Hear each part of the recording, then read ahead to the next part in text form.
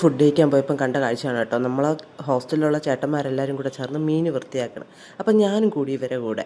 അപ്പോൾ ഇത് മീൻ വൃത്തിയാക്കിയിട്ട് ഇത് പറയാണ് റെഡ് ബെല്ലി എന്ന് പറഞ്ഞ ഫിഷാണ് കേട്ടോ ഗൈസ്. അപ്പം ഇത് വൃത്തിയാക്കി കഴുകിയെടുത്തു. ഇനി ഇതിനു വേണ്ടിയുള്ള സംഭവങ്ങൾ ഉണ്ടാക്കിയാണ് അടുത്ത പണി. അപ്പോൾ ഇത്രയും സാധനങ്ങളാണ് ഇതിന്. അപ്പോൾ ഞാൻ ഇവരടുത്ത് ചോദിക്കേണ്ടത് എന്ത് ചെയ്യാൻ വേണ്ടിയാണ്. അപ്പോൾ ഇവർക്കൊരു എത്തുപിടിയില്ല. മെയിൻ ഷെഫ് വന്നിട്ടില്ലെന്നാണ് പറയണത്. അപ്പോൾ ഇത് അതിനേക്കാളപ്പുറം വലിയ കോമഡി, കുഴയ്ക്കാതെ എടുത്ത് തട്ടി. അപ്പോൾ ഇത് കാണുമ്പോൾ നിങ്ങൾക്ക് തോന്നും ഇതെന്തുവാന്ന്. പക്ഷേ ട്രസ്റ്റ് പ്രോസസ് ഗൈസ് അടിപൊളിയാണ്. അപ്പോൾ അടുത്ത് ഇതിനു വേണ്ടിയുള്ള ചേരുവ കുറച്ച് ചതയ്ക്കാനും ഉണ്ട്. അതായത് നമ്മൾ മിക്സിയിലിട്ട് അടിക്കും. കുറച്ച് നമുക്ക് ഒരു മസാല കൂട്ട് തയ്യാറാക്കണം. അപ്പം ഇത്രയും വരെ ആൾക്കാരുണ്ടായിരുന്നു കുറച്ച് നേരം വരെ. അതിനുശേഷം ആൾക്കാരേ ഇല്ല. അപ്പം നമ്മൾ തന്നെ ഞാനും പ്രിൻസേട്ടനും കൂടെ ഇത് വയ്ക്കാമെന്നതിൽ, അപ്പോൾ ഇതിൻ്റെ ഇടയ്ക്ക് ഉണ്ണിയപ്പവും പായസവും കഴിച്ചായിരുന്നു. അപ്പോൾ നമ്മളൊരു ധാരണയിലെത്തി നമുക്കിതും ഫിഷ് പൊള്ളിച്ചതുണ്ടാക്കാമെന്ന്.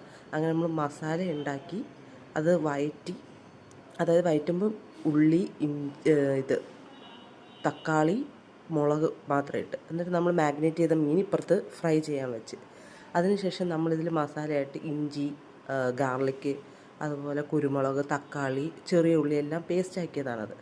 അതും കൂടി ഇതിലിട്ട് ഫുള്ള് വാഴയിലയിൽ വെച്ച് അപ്പുറവും ഇപ്പുറവും വെച്ച് ഫുള്ള് പൊതിഞ്ഞ് കെട്ടി ഇത് നമ്മൾ ഫ്രൈയിൽ വെച്ച് അപ്പുറത്തും ഇപ്പുറത്തും ഇട്ട് കരിയിച്ചെടുക്കാനാണ് പോണത്. കരിയിച്ചല്ല, വേവിച്ചെടുക്കണം. ഇത് ഒന്ന് സ്റ്റീം ചെയ്തെടുക്കാൻ വേണ്ടി. പക്ഷേ എല്ലാവരും വെയിറ്റിംഗ് ആണ് ഇതിന് വേണ്ടി. കുറേ പേര് പോകുന്നു, കുറേ പേര് ഇതിന് വേണ്ടി വെയിറ്റിംഗ് ആണ്.